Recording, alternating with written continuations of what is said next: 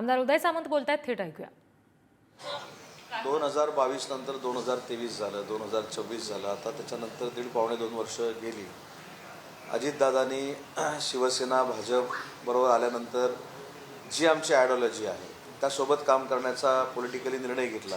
तर त्याच्यामुळं आता त्यांनी स्पष्ट सांगितलं की एकनाथ शिंदेसाहेब असतील, देवेंद्रजी असतील, ज्या पद्धतीनं विकासाची कामं करत आहेत, महाराष्ट्राला विकासात्मकदृष्ट्या पुढे नेत आहेत, विकासाची गती त्यांची फार मोठी आहे आणि म्हणून ते आमच्यासोबत आलेत. त्यांनी त्याचं क्लॅरिफिकेशन दिलेलं आहे.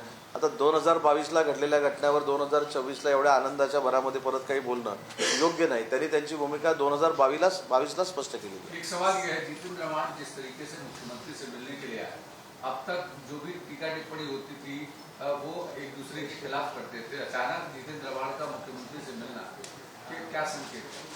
राजनीति में कौन किसका दोस्त है इसके ऊपर आचार संहिता नहीं है. आव्हाड साहब ने जो वो भी ठाणा के हैं, शिंदे साहब भी ठाणा के हैं, तो उनकी जो दोस्ती है इसलिए वो मिले रहेंगे. और अगर दोस्ती तो है ही, लेकिन उनको और कुछ डिसीजन लेना है, शिंदे साहब के साथ आना है, तो उनका स्वागत है. तो क्या आने वाले हैं क्या? नहीं, मुझको नहीं. अजमेर शरीफ और संभल को लेकर देश भर में विवाद जारी है. सर्वे जिस तरह से हो रहा है उसके बाद अब अल्पसंख्यक समुदाय हमारे राज्य में भी कह रहे हैं कि हम प्रोटेक्ट करेंगे. क्या प्रतिक्रिया? नहीं भी, आज का प्रेस कॉन्फ्रेंस और आपके सवाल जो थे महाराष्ट्र के सरकार के बारे में थे. एकनाथ शिंदे साहब जो उनके गांव गए हैं, वो क्यों गए, ये सवाल जो आपके मन में था उसके लिए थे. ये जो बाकी के सवाल है वो बाद में क्या है, कैसे है, उसका इन्फॉर्मेशन लेंगे बाद में. आखिरी सवाल लेना चाहेंगे. सरकार को लेकर रूमर्स हैं, आप उसको क्लियर कर सकते हैं कि एकनाथ शिंदे ना डीसीएम की रेस में अपने आप को आगे रखना चाहते हैं, पार्टी के किसी अन्य नेता को मौका देना चाहते हैं, ना वो केंद्र की कैबिनेट का हिस्सा बनना चाहते हैं, ऐसी उनकी इच्छा है. नहीं, उनके मन में क्या है ये ठीक है, लेकिन हमारी ज़रूरत है. हम जो उनके बलबूते पे चुन के आए हैं, हमने उनको नेतृत्व माना है, उनको नेता माना है, तो हमारी सबकी मांग है कि उन्होंने सरकार में रहना चाहिए, सरकार को पूरी तरह से अच्छी तरह से हैंडल करना चाहिए. महाराष्ट्र की जनता की जो उन्होंने सेवा की है वैसी ही करनी चाहिए. हम सबकी मांग है. तो उनके मन में जो है तो हमारे लिए वो उन्होंने बाजू में रखना चाहिए, ये हमारी मांग है. इसलिए एकनाथ शिंदे साहब जो अभी गाँव गए हैं वो भी नाराज़ी से नहीं गए है. उनकी थोड़ी बहुत तबीयत भी ठीक नहीं है, कल भी उनको बुखार था इसलिए वो गए. लेकिन सूत्रों का हवाला कि नाराज है, ऐसे है. क्या है, वो खुद क्या चाहते हैं, ये तो आप लोगों की मांग ने आपको बता दिया. नहीं, हमने हमारी मांग बोली है कि एकनाथ शिंदे साहब ने सरकार में रहना चाहिए.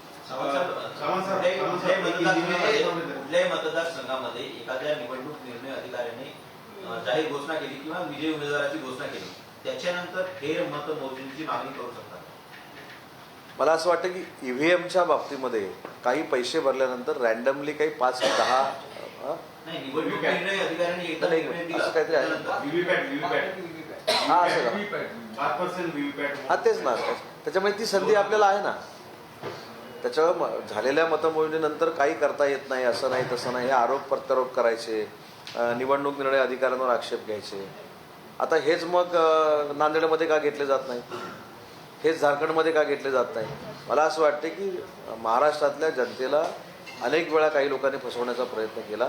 कदाचित त्याच्यातनं फेक नरेटिव्ह सेट झाला असेल, पण आता महाराष्ट्रातल्या जनतेनं, मतदारांनी आमच्या महायुतीला अतिशय मोठ्या पद्धतीनं मतदान केलेलं आहे आणि आम्हाला पुन्हा एकदा सत्तेमध्ये बसवलेलं आहे. इस बार आपकी पार्टी की सीटें भी बढ़ी है, तो मंत्रिमंडल में क्या सीटों की संख्या होगी, उसमें आपकी पार्टी बढ़ोतरी चाहती है, ज्यादा हिस्सेदारी चाहती है, और जो मंत्रालय आपके पास है 2022-23 में, जैसे शिंदे साहब मुख्यमंत्री बने, क्या उतने ही बड़े मंत्रालय इसकी कोई मांग हुई, इसकी चर्चा हुई? वो तो डिस्कशन होता ही है, लेकिन इसका पूरा अधिकार हमने एकनाथ शिंदे साहब को दिया है. एकनाथ शिंदे साहब ने अमित शाह साहब से बात की है, एकनाथ शिंदे साहब ने देवेंद्र जी से बात की है, नड्डा साहब से बात की है, अजित दादा से बात की है, और सम्मानपूर्वक उनकी मांग का सम्मान होगा, ये हमको मालूम है.